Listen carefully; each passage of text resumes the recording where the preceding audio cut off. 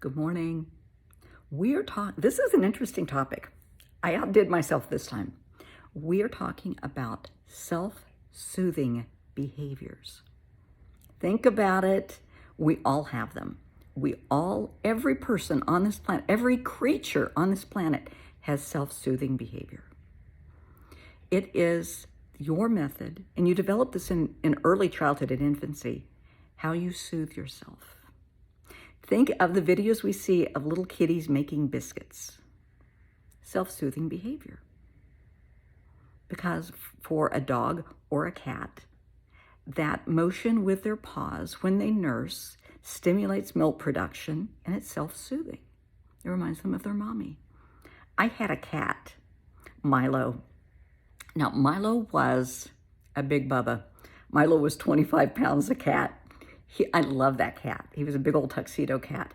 But Milo had some self-soothing issues, and he had a blanket that was his blanket, and he would suck on that blanket and make biscuits all day long. And it was just, he was weaned too early, and that was his self-soothing behavior. Okay, people have similar behaviors, although most don't suck on blankets, I don't think, and make biscuits. But when I was little, I was anorexic, and I had obviously a lot of anxiety, a lot of issues, and I would shake my leg. And my mom, my dad, my brother was always, Brent, the leg, stop, quit, because the table would shake, whatever was around me would shake. But for me, that was self-soothing. For some people, they rock back and forth. Others pace. They might play with their hair, twiddle their thumbs. There's all kinds of self-soothing behaviors. And those are pretty benign. That's not going to hurt anyone. It's not self-destructive. That's fine.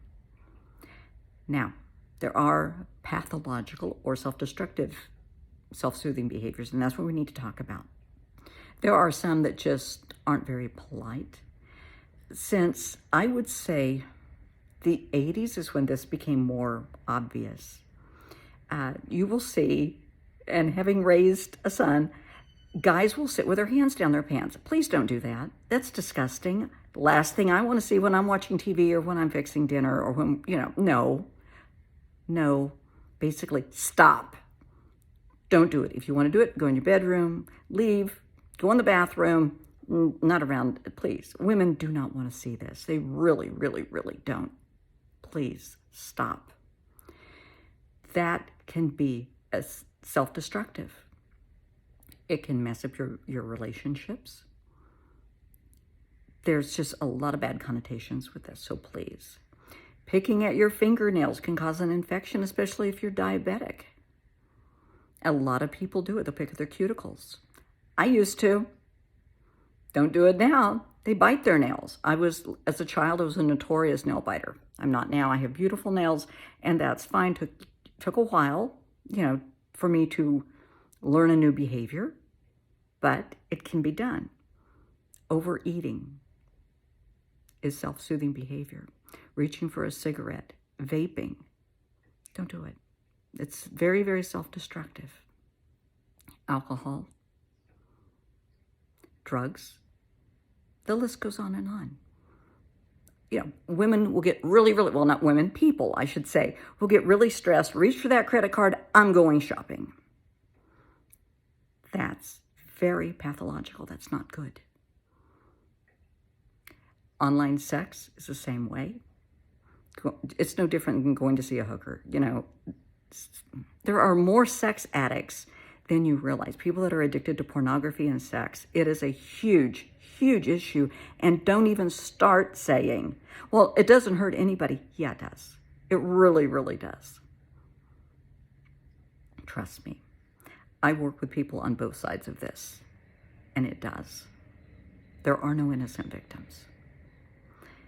So, let's talk about ways to modify behaviors.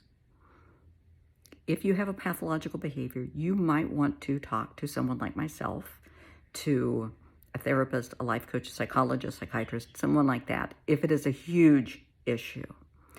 Because you have to get to the underlying problem and address that. Why are you feeling anxious? What's driving all of this? That's what has to be discovered and addressed. Once that's addressed, the behavior stops. It will just end.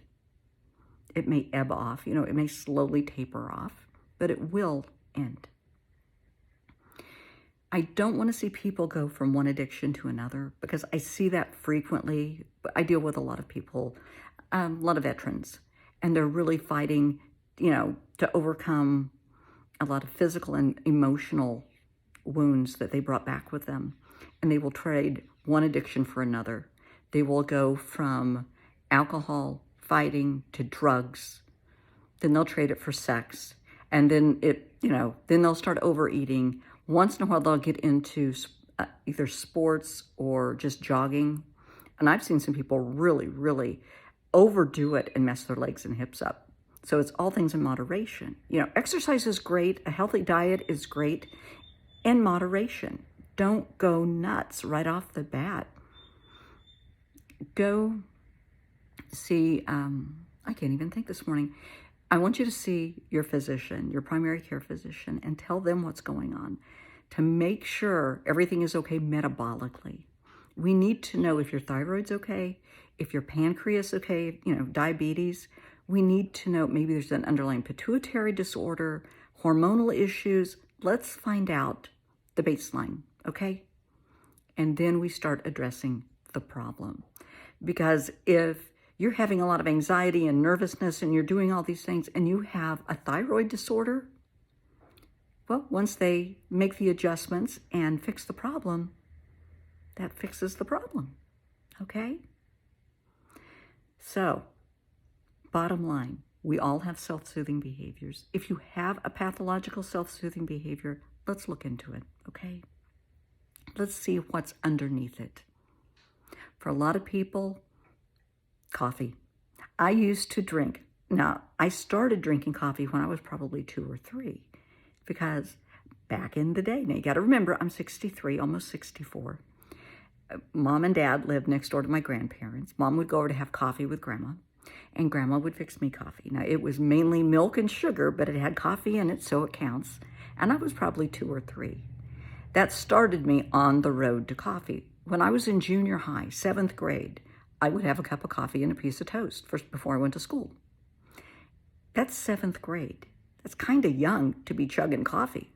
I'd have a cup of coffee, when I came home from school. I would have a cup of coffee after dinner. I was in 7th grade. I didn't do it to feel grown up. In my house, that was the norm. It later became a self-soothing behavior. During COVID, I was drinking a lot of coffee, 2 or 3 pots a day. I don't do that now. Right now, I haven't made a pot of coffee in probably 2 weeks, maybe, probably. I drink green tea and water, lots of water.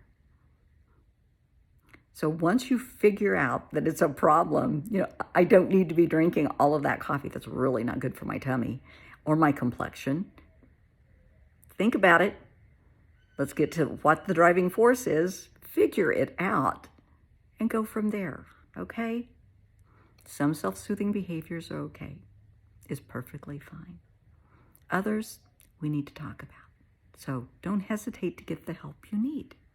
But you're worth it, okay? You really are. I want you happy and healthy.